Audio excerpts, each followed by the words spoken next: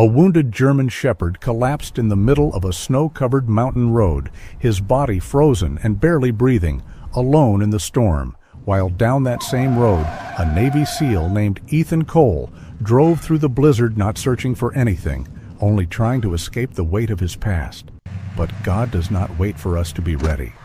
And when the dog lifted his head just enough to meet Ethan's eyes, something shifted, something deeper than instinct. And that night, a broken soldier and a broken dog found each other. And what followed would reveal darkness, ignite justice, and prove that God can use the most wounded souls to save a heart that thought it was beyond saving. Before we begin, tell me where you are watching from and drop your country in the comments below. Winter had closed its fist around the Blue Ridge Mountains of North Carolina so completely that the little town of Briar Glen, tucked low in the folds of pine-dark ridges and narrow white roads, seemed less like a place people lived and more like something the storm had forgotten to bury, because by late afternoon the sky had already turned the color of old steel. The church steeple at the center of town was half veiled by blowing snow. The gas station lights glowed weak and blurred behind curtains of ice, and every roof along Main Street carried a heavy silence beneath its frozen weight, while the road leading up toward the higher timber country had nearly vanished under the newest fall, leaving only a pale, treacherous ribbon twisting into the mountains where the wind moved unhindered, and the cold had a way of feeling personal. Ethan Cole drove into that whiteness alone, his old pickup bed loaded with feed, canned food, kerosene, flour, batteries, and the kind of winter supplies a man bought when he had no interest in being rescued by anyone. He was a rugged, middle-aged American Navy SEAL, 39 years old, tall and broad-shouldered, with a compact, disciplined military build, wearing a full long-sleeve U.S. Navy working uniform, Type 3 in green, AOR-2, digital camouflage beneath a weather-darkened outer layer. His stern, angular face roughened by weather and time. Steel blue eyes set deep under a brow that rarely relaxed. His short ash-brown beard threaded with gray, his regulation haircut hidden beneath a cold-weather cap. And there was something in the way he held the wheel, straight-backed and controlled even on black ice, that told the world he had spent too many years moving through danger to mistake peace for safety. He had been living in a rented cabin above Briar Glen for just over a month, long enough to learn which bends in the road iced first and which grocery clerk talked too much, but not long enough for the town to claim him, and that suited him fine, because Ethan was the kind of man who had once belonged to missions, commands, coordinates, and brothers in arms, yet now carried solitude the way other men carried wallets or keys, as something always on his person and never far from reach. People in town had already formed their quiet opinions of him from the fragments they could see, the scarred knuckles that looked older than the rest of him, the silence that never seemed rude, yet never invited company, the faded name tape on his uniform blouse, the habit of scanning windows and tree lines without seeming to move his head. But what they did not know, and what Ethan had no intention of explaining, was that grief had changed the architecture of his life more thoroughly than war ever had. There were events in his past he did not name aloud, losses tied to memory so tightly that even the sound of his own thoughts could feel like pressure against a bruise, and that was why he kept driving deeper into the storm instead of renting something easier in town, because up in the mountains the silence was harsher, cleaner, and it asked less of him than people did. The farther he climbed, the more completely the weather swallowed everything human, until Briar Glen disappeared behind him, and the world became only snow, pine, and the hollow mechanical labor of the truck fighting the grade, its engine rumbling heavily while gusts struck the body hard enough to make the cab shudder. The road ahead narrowed between dark trees that leaned over the ditches like silent witnesses, and every now and then the headlights found old fence posts, half-buried stones, or a sagging mailbox bent under ice, each one appearing out of the white and vanishing again like a memory too brief to trust. Ethan drove with gloved hands steady on the wheel, his posture fixed, his expression unreadable. though beneath that control, his mind drifted in the way it often did on winter roads, not toward anything hopeful, not toward home in the ordinary sense, but toward the dull endurance that had replaced any desire to feel more than necessary. He was not a cruel man, never had been, yet pain had sanded him down into someone who measured every attachment against the cost of losing it. And so, when the storm thickened and the truck pushed on through the rising wind, he kept his eyes on the road with the grim concentration of a man who believed getting through the day intact was its own kind of victory. Then the shape appeared, not as a form at first, but as a movement wrong enough to break the rhythm of the snowfall, a dark blur low to the ground that seemed to lurch out of the trees and into the washed-out beam of his headlights before his mind could name it. And Ethan reacted on instinct, his boots slamming the brake while the truck skidded sideways in the slush with a growl of tires and a violent shudder through the frame.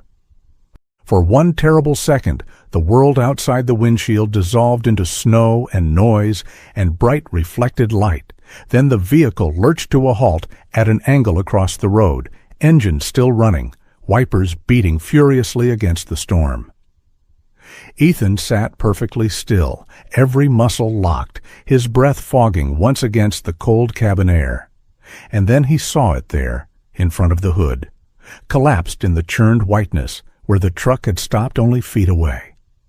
It was a German shepherd, young, around a year old at most, but so reduced by exhaustion and injury that age felt almost irrelevant. The animal's frame leaned to the point of frailty, black and tan coat crusted with snow and frozen mud, the fur around its shoulder and ribs clumped dark with dried blood, one hind leg dragging uselessly behind its body, as though whatever strength had brought it this far had been spent in that final desperate burst onto the road. When Ethan stepped out, the mountain cold hit him with a brutal immediacy, slicing through cloth and skin alike, filling his lungs so sharply it felt like breathing broken glass. Yet he barely noticed after the first second, because the dog was trying and failing to rise, trembling so violently that its whole body shook against the snow. He moved toward it carefully, boots crunching through the drift, and dropped into a crouch a few feet away, with the automatic patience of a man long trained not to crowd the frightened or the wounded. Up close, the details were worse, not the clean damage of a single accident, but the layered ruin of repeated suffering. Raw abrasions around the neck where something had rubbed or bitten deep over time. Old scars beneath newer cuts, a torn ear rimmed with frost, a narrow muzzle streaked with ice from its own breath, and eyes, dark amber clouded by exhaustion, that had almost no fear left in them because fear required strength, and this creature had burned through nearly all of its strength just staying alive. Ethan studied those eyes and felt something inside him shift with a force that startled him more than the near collision had, because what looked back at him was not aggression, not wildness, not even confusion, but a final exhausted plea from a living thing that had already learned too much about cruelty and still somehow had chosen to stagger toward the one machine on that empty road as if hoping a human being might be different this time. He took one glove off and reached out slowly, not touching the dog at first, only letting his bare hand remain where it could be seen, his voice low and rough when he finally spoke into the storm, the tone instinctively steady in the way men used when trying to hold another soul together through shock. The dog flinched once at the sound, but did not retreat, and that alone told Ethan more than he wanted to know, because no animal this injured should have stayed still unless it was too weak to run or too desperate not to. Snow had gathered along the dog's spine, melting and refreezing in places, and as a stronger gust moved through the trees, the animal's legs gave again, and its chest hit the ground with a small, defeated motion that landed harder inside Ethan than it should have. He had spent years learning how to shut down the first surge of feeling in order to do the work in front of him. Yet what rose now was not panic, not memory exactly, but that old protective voltage that had once made him move toward danger before his mind had finished naming it. and in the freezing blue light of the storm, he understood with sudden absolute clarity that whatever this dog had run from, it had run until there was nothing left, and if he left it here, the mountain would finish what something else had begun. So he slid one arm beneath its chest, the other under its hindquarters, and the dog let out a weak sound halfway between a gasp and a broken growl before sagging against him, light for its breed, too light, all bone, cold and trembling endurance. Deep in the forest on the other side of the ridge, hidden behind double fencing and sagging signage almost buried under snow, Blue Creek Animal Rescue sat in a pocket of land no passing tourist would have found by accident, its main building a weather-stained structure with a false friendliness to the hand-painted letters out front, the sort of place that, from a distance, could pass for charitable if the weather was bad enough and no one looked too closely. Tonight men moved quickly beneath the floodlights, their boots leaving deep tracks that fresh snow tried to erase as fast as they made them, and the mood among them had turned sharp because one of the dogs was gone. The 1-year-old shepherd had escaped during the last transfer, and that mattered to them not because of pity or even profit alone, but because damaged animals were evidence when they survived long enough to be seen by the wrong eyes. One of the handlers, a thick-set man in a stained canvas coat, cursed as he checked a half-latched gate, while another swept a flashlight beam over the outer runs where the wind screamed through chain link and rattled metal bowls like teeth. Their voices were clipped, impatient, used to command rather than care, and every movement around the property carried the cold efficiency of men who dealt in living things without ever seeing them as alive. Beyond the perimeter, half concealed behind the trunk of a fir tree and shaking so hard his breath came in jerks, stood Caleb Turner, a 12-year-old boy with a narrow face, wind-reddened cheeks, and the wary stillness of a child who had learned early to watch adults before trusting them. He was small for his age, bundled in a coat one winter, too old for him, curious by nature and stubborn in the quiet, inward way some lonely children are. But whatever innocence had brought him following strange trucks into the woods had burned away the moment he saw the cages, the clubs, and the blood on the packed snow behind the building. Caleb did not fully understand what Blue Creek really was, only that it was not what the sign promised, and that the men inside it did things to dogs no decent person could explain away. And when he saw one handler strike an empty kennel door in rage and another point toward tracks leading out through the rear tree line, his own terror deepened because he realized the animal that had escaped was being hunted even now. He pressed himself harder against the tree, fingers clumsy with cold around the cheap phone in his pocket where he had managed to capture only blurred, shaking images. And somewhere between the fear of being found and the guilt of doing nothing, he lifted his eyes toward the storm-choked dark beyond the property and wondered if anything could survive out there for long. Up on the mountain road, unaware of the boy, the false rescue, or the search unfolding behind him, Ethan carried the wounded shepherd through the blowing snow and laid it carefully across an old wool blanket on the passenger seat, then stripped off his outer glove to check its breathing once more, feeling the shallow rise and fall against his hand while the dog's eyes fluttered but did not close. He circled back to the driver's side, climbed in, turned the heater to its highest setting, and for a moment sat with both hands on the wheel as the storm pressed at the windows and the truck idled in place like a stubborn heartbeat in the middle of nowhere.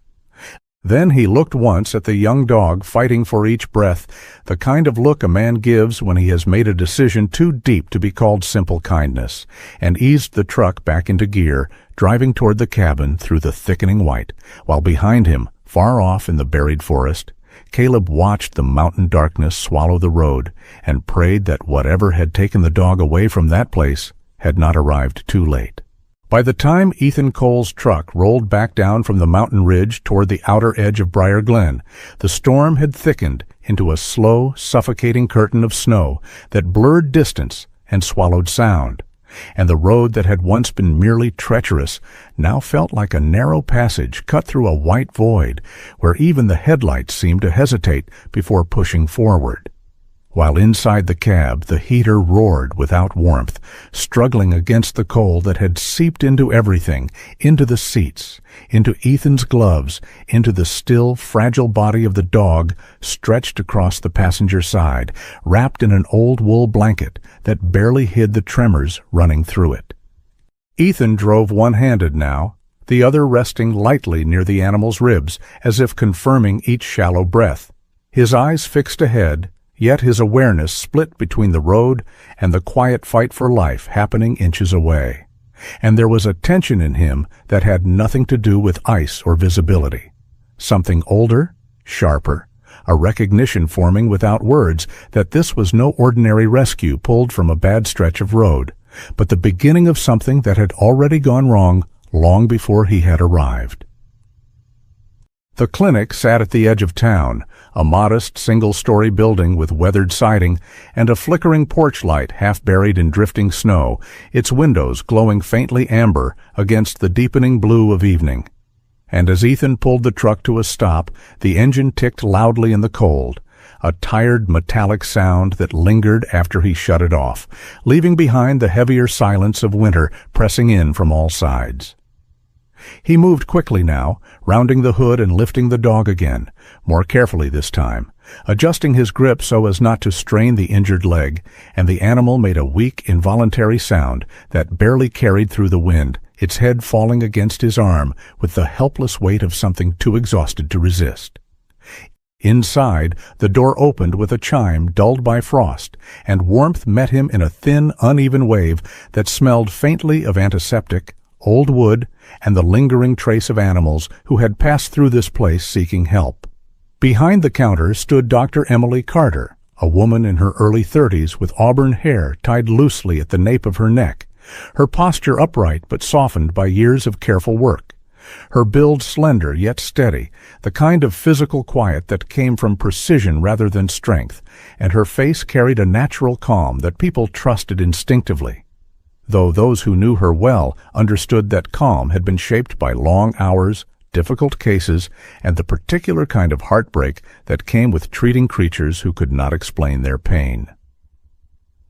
Emily had grown up in a neighboring county, the daughter of a farm veterinarian who had taught her early that compassion and discipline were not separate things, but the same instinct expressed differently. And after losing her father to a sudden illness during her final year of veterinary school, she had returned to this small mountain town instead of pursuing a larger practice, choosing purpose over ambition in a way that had quietly defined her ever since. When she saw Ethan standing there with the dog in his arms, snow melting from his coat onto the clinic floor, her expression shifted from routine attentiveness to something sharper, more focused, because even at a glance she could tell this was not a simple case of exposure or a stray injured by the elements. "Back room," she said without hesitation, already moving to clear a table, and Ethan followed, laying the dog down gently as the overhead light flickered once before stabilizing, casting a clean, clinical brightness over the scene that made every detail impossible to ignore. As Emily began her examination, cutting away the frozen sections of matted fur and carefully clearing ice from the wounds, the truth emerged, not all at once, but in pieces that refused to fit any natural explanation. And with each new discovery, the quiet concentration in her face tightened into something colder.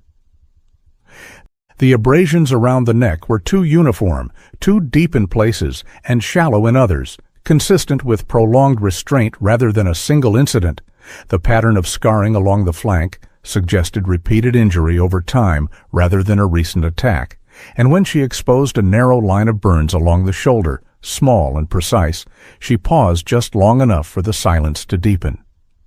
"These aren't from the wild," she said finally, her voice low but certain, not dramatic, not speculative, just factual in a way that carried more weight than alarm ever could. And Ethan stood beside the table with his hands braced against its edge, his jaw tightening almost imperceptibly as he looked down at the animal he had pulled from the road and understood that what lay beneath the ice was not misfortune, but intent. The dog stirred weakly as warmth began to reach it, its breathing still shallow but more consistent now. And when Emily adjusted its position to treat the injured leg, its eyes opened briefly, unfocused, yet searching, before settling again on Ethan as though anchoring itself to the only constant it recognized. "He's young," Emily murmured, more to herself than to Ethan. "Maybe a year, maybe a little more."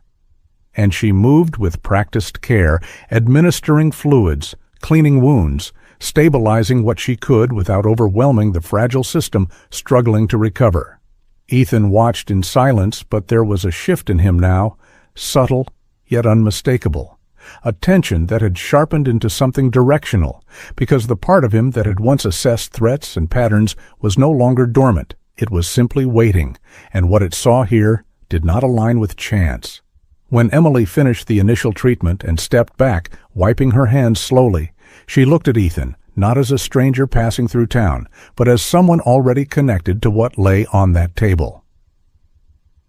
"You need a name for him," she said, not as a suggestion but as a quiet understanding that survival sometimes began with recognition. And Ethan glanced down once more at the battered animal, at the stubborn rhythm of breath that had refused to stop even in the storm, and after a moment he said, "Ranger," the word coming out steady, deliberate, as if it had been waiting somewhere inside him. Even as the name settled into the room, the dog's body continued to tremble, not with the violent shivering of exposure, but with something deeper, a residual tension that did not ease with warmth, as though the cold had taken root somewhere beyond flesh. And Ethan noticed it the way he noticed everything, without comment, storing it away. Outside, the storm pressed harder against the windows, snow hissing softly against the glass, and the town beyond the clinic moved in its small, distant ways, unaware of the shift taking place within these walls. Across Briar Glen, in a modest sheriff's office warmed by a sputtering radiator and the low hum of an aging computer, Deputy Noah Bennett sat at a desk cluttered with reports that had begun to form a pattern he could not yet prove.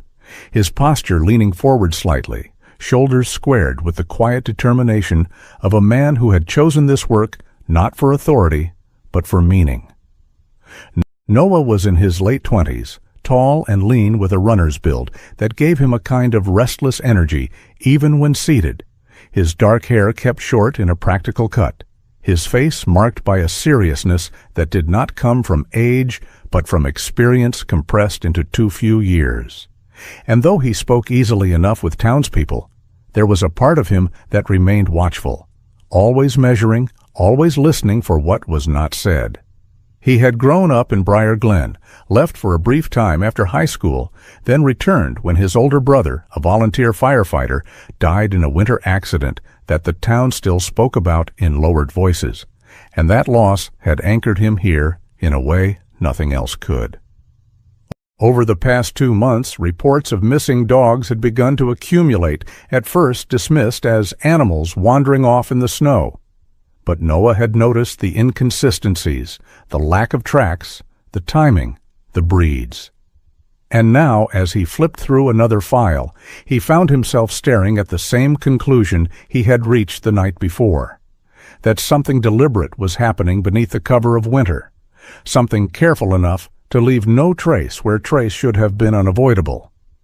He leaned back slightly, rubbing a hand across his jaw as the wind rattled the office windows, and glanced toward the board where he had begun to map the cases, small notes pinned in no particular order, yet forming a loose constellation of loss, and there was frustration in him, not loud, not reckless, but steady, because instinct told him he was close to something real, and yet every attempt to follow it forward dissolved into the same blank space left by falling snow. Back at the clinic, Emily finished bandaging Ranger's leg and dimmed the overhead light slightly, allowing the softer glow of a side lamp to take over. And the room settled into a quieter rhythm, the sound of the storm muted by walls that held just enough warmth to matter. Ethan remained where he was, not pacing, not speaking, simply present, his gaze steady on the dog that had entered his life without warning, and now lay between survival and something else, and in that stillness, the chapter closed not with resolution, but with the weight of recognition, because both men, in different parts of the same snowbound town, had begun to understand that the winter was hiding more than cold, and what had surfaced tonight was only the first fracture in something much larger beneath. The snow did not stop after that night at the clinic. It deepened, settled, and then returned again in slow, relentless waves that buried fences, swallowed tracks, and turned the narrow road leading up to Ethan Cole's cabin into something closer to a memory than a path. And within 2 days, the mountain had sealed itself off from the town below so completely that even the sound of engines disappeared, leaving only wind moving through pine branches and the dull creak of wood under shifting weight. Ethan drove Ranger back up that road before the last heavy band of snow closed it entirely, the truck pushing through drifts that brushed the undercarriage, headlights carving out a fragile tunnel of visibility that collapsed again the moment he passed, and by the time the cabin came into view, half hidden under its growing burden of white, the world behind him might as well have ceased to exist. He carried the young German shepherd inside with the same controlled care he had shown in the clinic, lowering him onto a blanket near the cast-iron stove that glowed with a steady orange heat. And for a long moment after setting him down, Ethan remained crouched there, one hand resting lightly against the dog's side, feeling the fragile rhythm of breath that now anchored both of them to something immediate and real in a world that had otherwise gone silent. The cabin itself was small, built from rough-hewn logs that still carried the scent of resin and age, its single main room lit by firelight and a dim overhead bulb that flickered occasionally when the wind pressed hard enough against the power lines, and everything about it reflected the man who had chosen to live there. Sparse, deliberate, nothing unnecessary. Tools hung in precise order, supplies stacked with the efficiency of habit, a space designed not for comfort but for endurance. Ranger lay close to the stove, his body wrapped in layers of blankets, the rise and fall of his chest still uneven but stronger than before. Yet even in sleep his muscles twitched with the echoes of something remembered, his ears flicking at sounds that did not exist, his eyes opening suddenly at the sharp whistle of wind slipping through the seams of the door before settling again when he found Ethan still there. He was a German shepherd in the early stage of adulthood, his frame lean but built for strength that had not yet been fully realized, his coat once likely rich and dense, now dulled by neglect and injury. Yet beneath the damage there remained a clear structure of resilience, the kind that suggested he had not always lived in fear. And it was that detail, more than any wound, that told Ethan this dog had been something before he had been broken. Ethan moved through the cabin with quiet efficiency, feeding the stove, checking the windows, reinforcing the door latch. But his attention returned again and again to the animal resting near the fire, as though some part of him had recalibrated to include that presence without conscious decision. He prepared a shallow bowl of warm water mixed with diluted nutrients Emily had provided, then crouched beside Ranger, guiding the edge of the bowl toward the dog's muzzle with slow patience, and after a moment of hesitation, the dog responded, not eagerly, but with cautious acceptance, lapping weakly, pausing, then continuing as if testing whether this act of trust would be punished. Ethan said nothing, his voice reserved for necessity, but there was a steadiness in his posture, a refusal to rush that communicated something more enduring than reassurance, and over the next hour the space between them shifted almost imperceptibly, not into comfort, not yet, but into the fragile beginning of something like recognition. Late the next morning, when the storm had eased just enough to reveal the faint outline of trees beyond the window without softening the cold, there came a knock at the door, firm but unhurried, the kind that carried familiarity rather than urgency, and Ethan rose immediately, his movements instinctively alert despite the isolation, one hand brushing the knife at his belt before he reached the latch and pulled the door open. Standing there against the pale brightness of the snow was Margaret Hale, a woman in her early 70s with a tall, upright posture that age had not fully bent, her silver hair tucked beneath a knitted cap, her face lined but not fragile, marked instead by a lifetime of weather, work, and something deeper that showed in her eyes, a quiet resilience shaped by loss that had never turned into bitterness. She wore a heavy wool coat layered over practical clothing, boots worn but well kept, and in her gloved hands she carried a bundle of firewood and a canvas bag that smelled faintly of bread and herbs. Margaret had lived on the neighboring slope for over 3 decades, long enough to see the town change and the forest remain the same, and those who knew her understood that her kindness was not casual, but chosen, something she offered deliberately because she had once lived without it when her son, a young soldier, did not return from a war far from these mountains. "I figured you'd be cut off by now," she said, her voice steady and warm despite the cold, stepping inside without waiting for invitation because some forms of courtesy were unnecessary between people who understood silence the same way. Ethan nodded once in acknowledgement, taking the wood from her and setting it by the stove, and though neither of them spoke of it directly, there was an immediate recognition in the room, a shared awareness of something unspoken that did not need naming to exist. Margaret's gaze moved briefly to Ranger, and her expression softened not with surprise, but with a kind of quiet understanding, as though she had expected something like this, as though the storm itself had delivered not just snow, but consequence. "He found you, didn't he?" she murmured, more statement than question, and Ethan did not correct her, because the distinction between finding and being found had already begun to blur.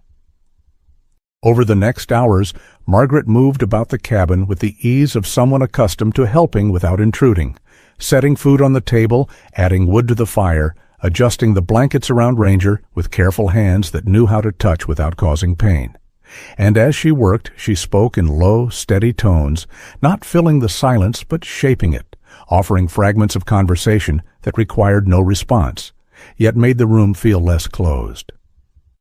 Ethan listened without appearing to, his attention divided yet present, and for the first time since arriving in the mountains, the space he occupied did not feel entirely detached from the world below. Ranger, still weak, watched Margaret with cautious interest, his eyes following her movements, his body tensing briefly when she came too close before settling again when nothing harmful followed. And though trust had not yet formed, something else had begun, the slow erosion of absolute fear. Far below, where the forest thickened and the snow lay deeper beneath the cover of trees, Caleb Turner returned to the edge of Blue Creek Animal Rescue, despite the cold that had already numbed his fingers and stiffened his breath, driven not by bravery in the way stories often described it, but by a restless, unresolved fear that would not let him stay away. He moved carefully, following the line of trees he had memorized, his small frame hunched against the wind, and when he reached his usual vantage point behind a fallen log, he lay flat against the snow, peering through branches toward the dim glow of the compound. The trucks were there again, darker shapes against the white, their engines idling low, and men moved between them with the same hurried efficiency he had seen before, loading cages, checking locks, their voices carried in fragments by the wind. Caleb raised his phone with shaking hands, capturing what he could, though the images blurred with every movement, and as he watched, one of the handlers paused, turning slightly toward the tree line, his posture shifting in a way that sent a sharp pulse of fear through the boy's chest. Caleb froze, pressing himself lower into the snow, his breath held instinctively, the cold biting through his coat as he waited for the moment to pass, and though the man eventually turned away, returning to his work, the fear did not leave. It deepened, settling into something heavier than before, because now Caleb understood that what he had seen was not an isolated act, but part of something ongoing, something organized, and that by witnessing it he had stepped into a space where he did not belong. Up on the mountain, the wind rose again as afternoon faded toward evening, rattling the cabin walls and sending thin drafts through unseen cracks, And Ranger stirred restlessly, his body tensing at the sound before he shifted closer to the heat, his head lifting just enough to look toward Ethan, who had returned to his place near the stove. Ethan met that look without expression, yet something in his gaze had changed, a steadiness that now included the animal as part of its field. And as the storm closed in once more, the cabin held 3 lives within it, each shaped by loss in different ways, each enduring the winter not by choice, but by necessity. And outside, beneath the endless fall of snow, the tracks that might have told the truth of what was happening in the forest were already gone. The storm did not rage all at once that night. It built slowly, like pressure gathering beneath ice, until the wind returned in long, violent sweeps that struck the mountainside and bent the pines into restless silhouettes. And inside the cabin above Briar Glen, the air held a strange stillness that felt less like safety and more like the pause before something inevitable. Ethan Cole stood near the window, not looking out so much as reading the darkness beyond it,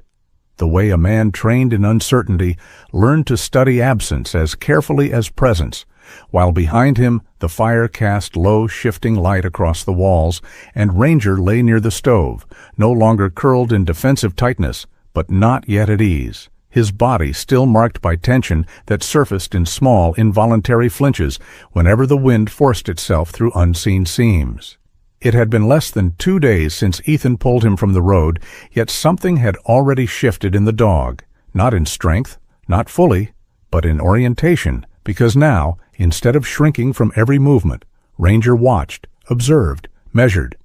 and though fear still lived in him, it no longer dictated every breath. That change, subtle as it was, did not go unnoticed by Ethan, who understood better than most that survival often began not with recovery, but with the decision, conscious or not, to remain present. Earlier that afternoon, before the road had vanished completely beneath fresh snow, Ethan had driven back down to the edge of town with deliberate caution, Ranger wrapped securely in blankets beside him, his breathing steadier but still fragile, and the clinic had received them again with the same quiet urgency that defined Dr. Emily Carter's work. She moved with sharper focus this time, her earlier suspicions now hardened into certainty as she reviewed what she had already documented, and when she spoke, it was no longer tentative.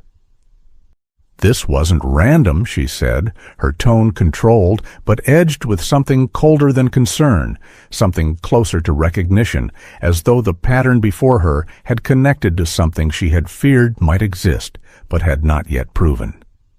Ethan listened without interruption, his posture still, his gaze steady, and though he did not ask questions, the silence he offered was not empty. It was attentive in a way that allowed Emily to continue without needing to justify her conclusions. She explained the spacing of injuries, the timing suggested by healing patterns, the unmistakable signs of restraint and controlled harm. And when she finished, the room held that same quiet weight that follows truth, spoken plainly. "If there's one like him," she added after a moment, her eyes briefly lifting to meet Ethan's, "there are more." The decision to involve Deputy Noah Bennett did not come from urgency alone, but from alignment, because the moment Emily described what she had found, Ethan understood that this was no longer something contained within his cabin or within the life of a single animal. And so, without dramatics, without hesitation, he had driven across town to the sheriff's office, where Noah was still working through his growing collection of unsolved disappearances. Noah looked up when Ethan entered, his expression shifting from routine acknowledgement to focused attention as the details unfolded. And as Ethan spoke, not with speculation, but with the same measured clarity he brought to everything, Noah felt the pieces he had been holding in separate mental compartments begin to slide into place. The missing dogs, the lack of tracks, the timing aligned with storms, and now the physical evidence of systematic abuse. It was no longer a series of isolated concerns, but a structure, something deliberate operating within the margins created by winter itself. Noah stood then, moving to the board where his notes were pinned, and for the first time since the cases had begun, his posture changed from searching to assembling, as though he had crossed the invisible line between uncertainty and direction. Caleb Turner had not planned to speak, not fully, not yet, but fear has a way of compressing silence until it breaks. And when Ethan and Noah found him later that evening near the edge of town, his face pale beneath the cold and his hands trembling in a way that had nothing to do with temperature, the truth came out in fragments that grew steadier as he continued. Caleb was a boy shaped by observation rather than confidence, small, quiet, the kind of child who listened more than he spoke, but what he had seen had forced him into something larger than his years. And as he described the trucks, the cages, the men moving in the snow, his voice shifted from hesitation to something sharper, driven not by courage, but by the need to be believed. Noah listened carefully, not interrupting, asking only what was necessary, while Ethan stood slightly apart, his attention not only on the boy, but on the way the story aligned with everything already known. When Caleb finished, there was no doubt left, only the question of timing, and that question remained unanswered, because even as the truth clarified, something else had already begun to move.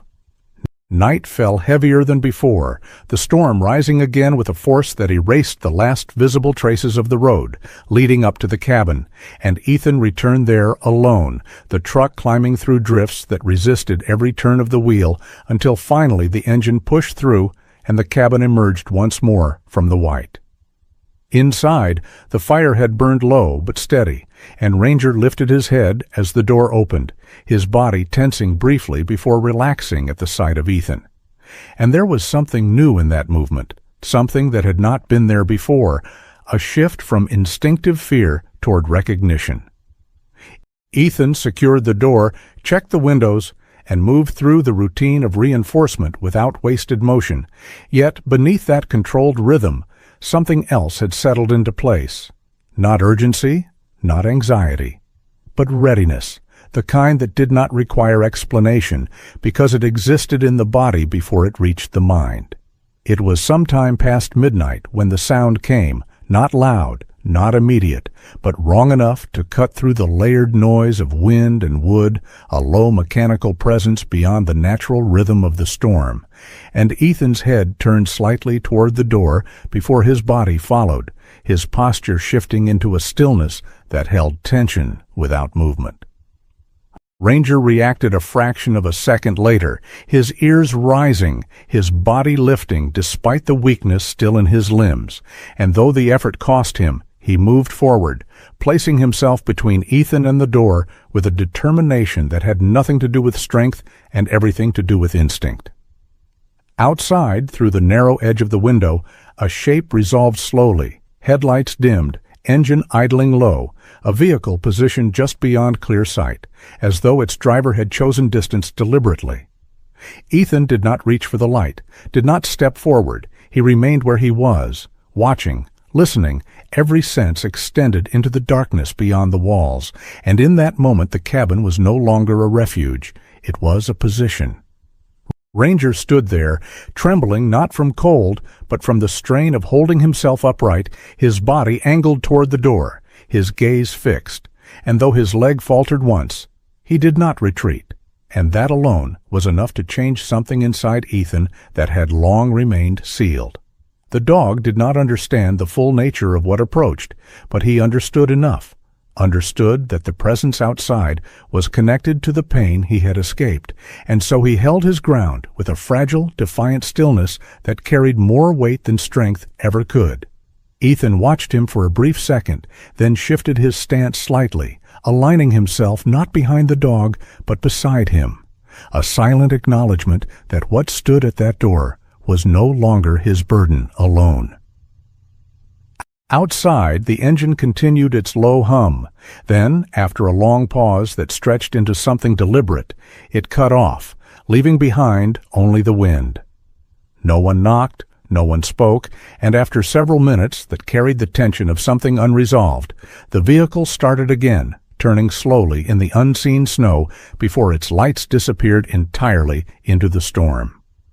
Ethan did not move immediately, did not relax, because absence can be as deliberate as presence, and only after the sound had fully faded did he step forward, checking the perimeter through narrow angles, confirming what his instincts already knew. When he turned back, Ranger had lowered himself carefully to the floor, his strength spent, yet his eyes remained open, fixed on Ethan with a clarity that had not been there before. And in that quiet, with the storm pressing in once more and the truth no longer hidden but not yet acted upon, Ethan understood with absolute certainty that whatever had begun on that mountain road was no longer behind him, and that the next move would not come from memory but from what stood waiting in the present. The storm that came that night did not arrive as weather alone, but as a force that seemed determined to erase every boundary between earth and sky, because by the time Ethan Cole stepped out onto the narrow ridge path leading from his cabin, the world had collapsed into a violent blur of white and shadow where visibility stretched no farther than a few yards, and every gust of wind carried ice sharp enough to sting exposed skin. Yet even within that chaos, there was a strange clarity in him, the kind that did not come from calm, but from decision fully made. Deputy Noah Bennett stood beside the truck below, his posture braced against the wind, shoulders squared beneath a heavy sheriff's jacket that had already begun to gather frost along the seams, his face set in that same focused stillness that had replaced uncertainty over the past day. And though he was younger than Ethan by nearly a decade, there was nothing hesitant in the way he moved now, because once a man chose to act, doubt had no further use.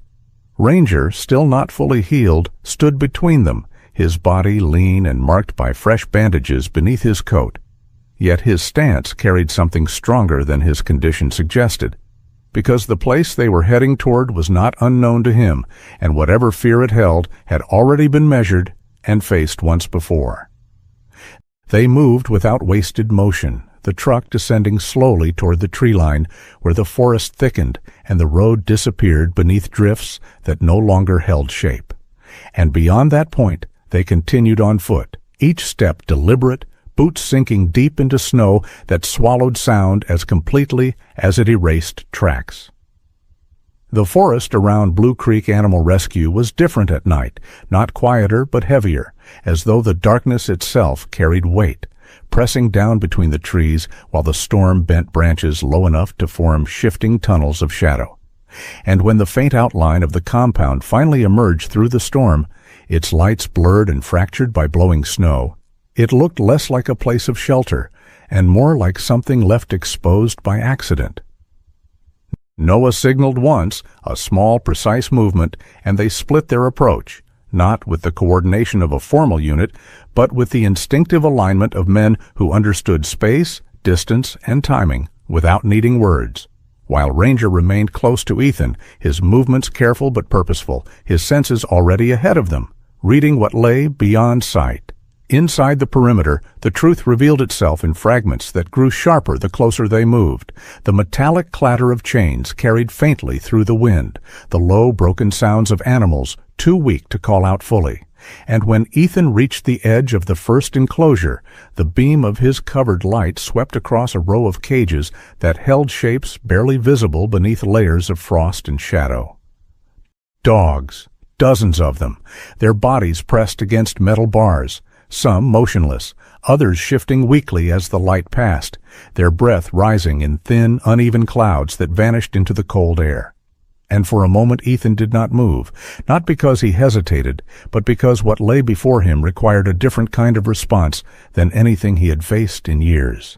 This was not an enemy defined by uniform or position, not a target to eliminate, but a system of quiet suffering that had been allowed to exist because it was hidden well enough to be ignored. And the realization settled into him, not as anger alone, but as something deeper, something that reoriented the purpose of everything that followed. Ranger stepped forward then, his body lowering instinctively as he moved along the edge of the structure, his nose close to the ground, following a path only he could fully understand. and though his leg faltered once under the strain, he did not stop, because this place was written into him in ways that went beyond memory. And when he turned toward a narrow gap between buildings, Ethan followed without question. They passed through a partially concealed gate, its latch poorly secured in the chaos of the storm, and beyond it lay a secondary enclosure hidden from the main yard, where the cages were smaller, tighter, and the condition of the animals worse. Here, the cold had settled deeper, untouched by any attempt at heat or shelter, and the dogs within barely reacted at all, their bodies conserving what little strength remained. Noah reached them from the opposite side, his expression tightening as he took in the scene, and for a brief second their eyes met, not in surprise but in confirmation, because whatever doubts had existed before were gone now, replaced by the undeniable reality of what they had uncovered. The first of the handlers appeared from the main building, his figure emerging through the storm with a flashlight cutting erratic arcs across the yard. And he froze when the beam caught movement where there should have been none, his posture shifting instantly from routine to alert. He was a broad man, thick through the shoulders, with a gait that spoke of physical work rather than discipline, his face partially obscured by a scarf, but his stance revealing enough, aggressive, reactive, accustomed to control rather than resistance. And when he stepped forward, his voice cut through the wind in a sharp demand that carried both authority and unease. Ethan did not respond verbally, his movement already decided, and in the space between recognition and reaction, he closed the distance with the efficiency of someone who had long ago learned how to end a confrontation before it fully formed. The man staggered back, unprepared for the speed or precision, and Noah moved in from the side, securing him before he could call out, the struggle brief, contained, absorbed into the storm that erased sound as quickly as it carried it. But not all of them had been taken by surprise, and from the far edge of the compound, another figure broke into motion, moving not toward the confrontation, but away from it, dragging something with him, a smaller shape that stumbled in the snow. Caleb Turner.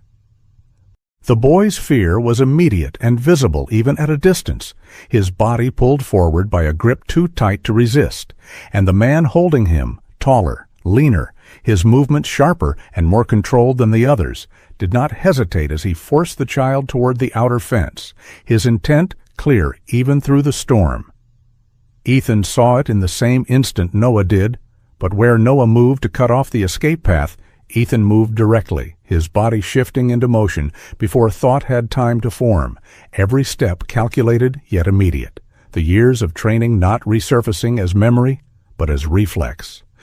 The distance closed quickly, the storm narrowing the world to only what mattered, and when Ethan reached them, the confrontation was already in motion, the man turning, one hand tightening on Caleb, while the other moved instinctively toward a concealed weapon. But there was no time for escalation, no space for drawn-out conflict, because Ethan did not allow it.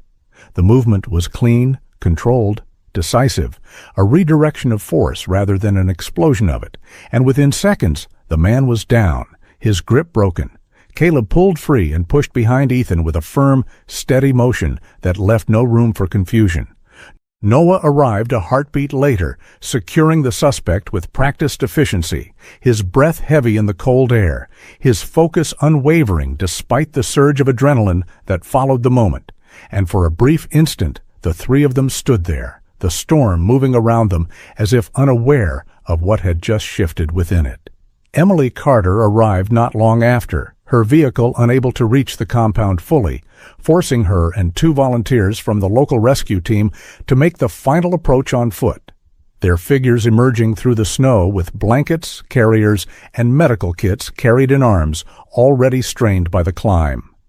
She moved quickly once inside, her earlier composure replaced by a focused urgency that bordered on anger, though it never interfered with the precision of her work. And as she knelt beside the first cage, her hands steady despite what she saw, there was a quiet understanding that what had been hidden beneath the season was now exposed beyond denial. The volunteers, a man named Greg Lawson, broad and middle-aged with a face lined by years of manual labor and quiet patience, and a younger woman, Lisa Grant, slight in build but sharp in movement, her dark hair pulled back and her expression fixed in determined concentration, worked alongside her, opening cages, wrapping animals, moving them one by one out of the freezing enclosures and toward the waiting transport.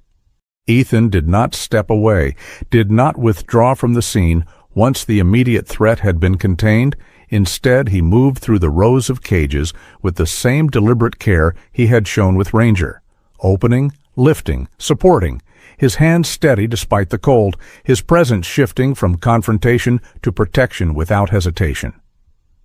Ranger remained close, watching, his body still weak yet alert, his eyes moving from one animal to another as if recognizing fragments of something shared. And though he did not lead now, his earlier path had already done what was needed.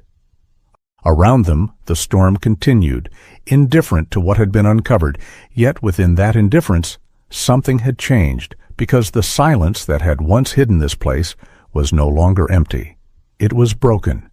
and as the last of the dogs were carried out into the night, wrapped against the cold, the purpose of the moment became clear, not through words, but through action. Because for the first time in years, Ethan was not moving through conflict to destroy what stood before him, but to preserve what remained. The storm did not end all at once. It loosened its grip slowly over the following days, as though the mountains themselves were reluctant to release what had been buried beneath them. And when the wind finally eased and the snowfall thinned into a soft drifting silence,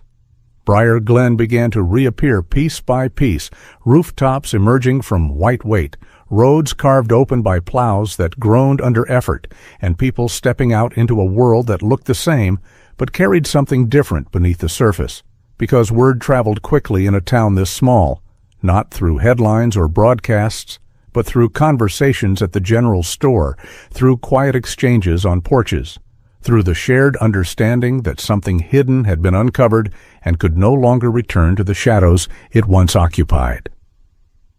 Blue Creek Animal Rescue, once a place that had passed unnoticed at the edge of the forest, was now sealed, its gates marked, its buildings emptied of the quiet suffering they had contained, and though the snow still lay thick around it, there was no mistaking the shift, because absence, when it replaces something wrong, carries its own kind of presence.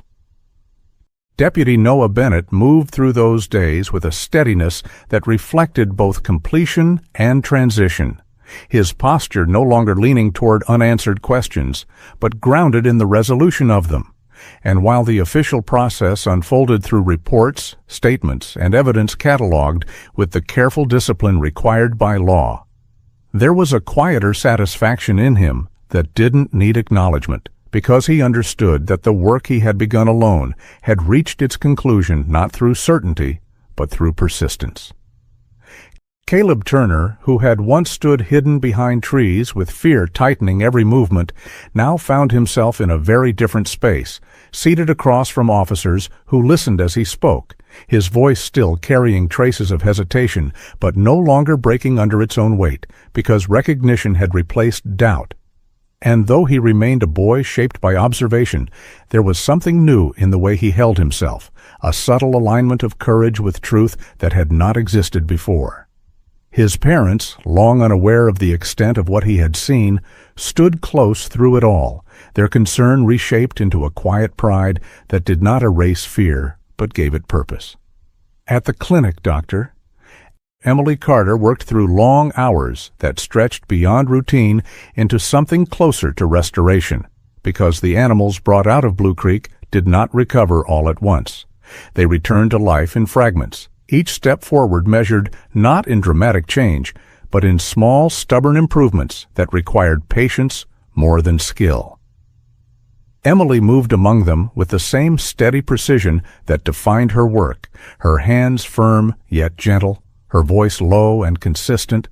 and those who assisted her quickly learned that healing was not a moment, but a process shaped by time and trust.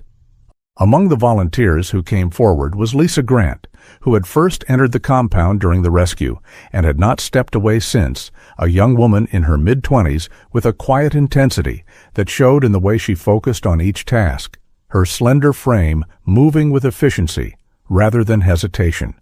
her dark eyes carrying a depth that suggested experience beyond her years. She had grown up in a household where animals were often the only stable presence, and that history had formed in her not just compassion, but commitment. And as she worked alongside Emily, tending to wounds, preparing food, sitting patiently beside cages until frightened dogs began to respond, she became part of something larger than the moment that had brought her there. Ranger remained at the center of Ethan Cole's days, not as a burden, but as a presence that had reshaped the rhythm of his life without asking permission.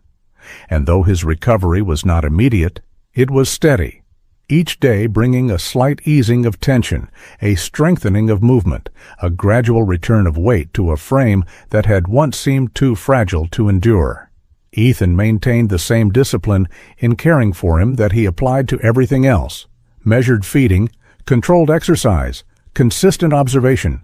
Yet beneath that structure there was something less defined, something that could not be reduced to routine. Because Ranger did not simply recover, he responded, and in that response there was recognition, not of ownership, but of connection. The first time Ranger followed Ethan from one end of the cabin to the other without hesitation, it passed without comment, yet it marked a shift that neither of them needed to name.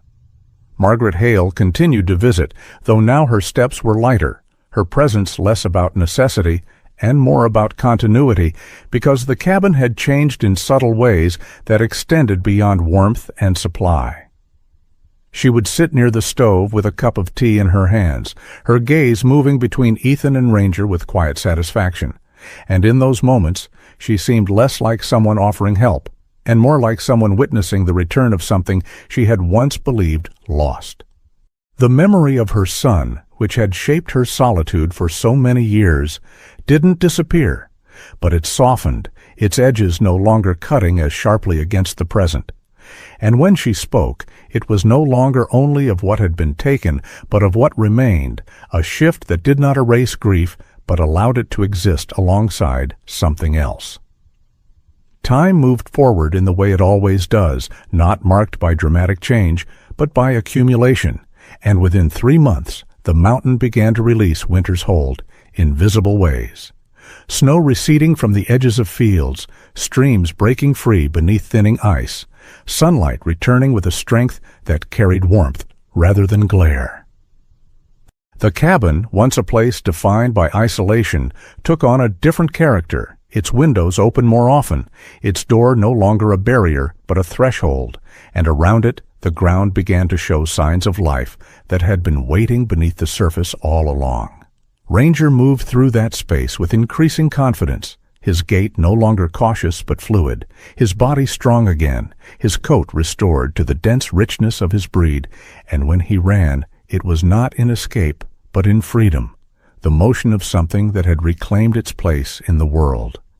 The rescued dogs, those that had survived the winter and the conditions of Blue Creek, found new paths as well, some taken in by families within Briar Glen, others placed through coordinated efforts beyond the town, and in the place where the false rescue had once stood, something new began to rise. Not immediately, not perfectly, but with intention.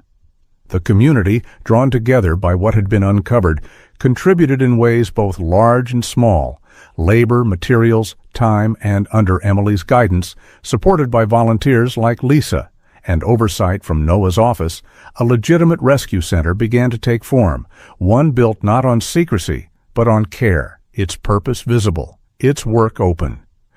It was not a replacement in the sense of erasing what had been, but a correction, a refusal to allow that space to return to silence.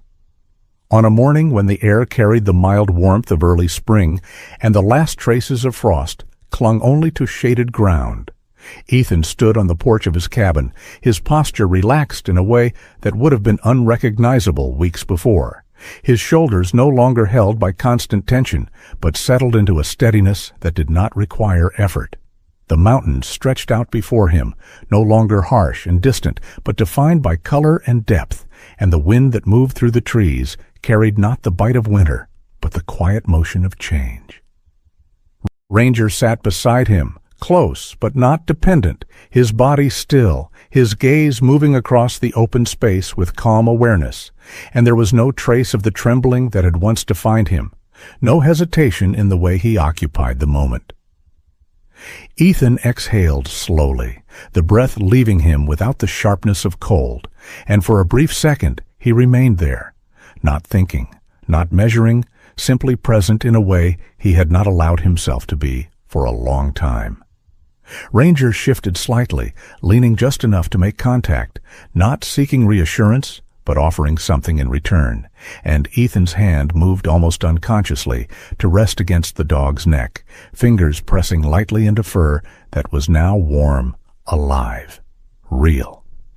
There were no words in that moment, none needed, because what had been carried through the winter had already been resolved in the only way that mattered, not through victory, not through closure, but through continuation. And as the light settled across the mountains and the world moved forward without asking anything more of him, Ethan Cole, who had once believed that solitude was the only way to endure what he had lost, stood beside the life he had chosen not to leave behind. And for the first time in longer than he could remember, the expression that crossed his face was not guarded, not restrained, but unmistakably a smile. Sometimes the miracle we are waiting for does not arrive as a sudden light from the sky or a voice that changes everything in an instant, but as a quiet moment when we choose not to walk away, when we choose to stop in the middle of our own storm and reach out to something broken, and in that decision God begins to work through us in ways we do not immediately understand. Ethan thought he had come to the mountains to be alone, to escape the weight of loss and memory. But what he found instead was a wounded life placed directly in his path. And through that life, God slowly rebuilt something inside him that had been buried beneath years of silence, showing that healing does not always come by forgetting the past, but by allowing love, responsibility, and compassion to grow again in the present. Ranger was not just a dog rescued from cruelty. He became the bridge between pain and purpose, a living reminder that even the most damaged soul can still trust again, and that trust itself can become the beginning of a miracle. In our daily lives, we often pass by moments like this without noticing them, small opportunities to help, to care, to stand for what is right even when it is inconvenient or uncomfortable. Yet those are the exact moments where God invites us to act, not as perfect people, but as willing ones, because faith is not only what we believe, it is what we choose to do when no one is watching. If this story touched your heart, take a moment to reflect on where you can be that light in someone else's life today. Whether it is helping a stranger, protecting the vulnerable, or simply choosing kindness when it is easier to look away. Share this story with someone who needs hope. Leave a comment to tell us what part moved you the most. And if you believe in the quiet miracles that God places in our path, type Amen in the comments as a sign of faith and gratitude. Don't forget to subscribe to the channel so you don't miss more stories that remind us that even in the coldest seasons, God is still working, still guiding, and still bringing life back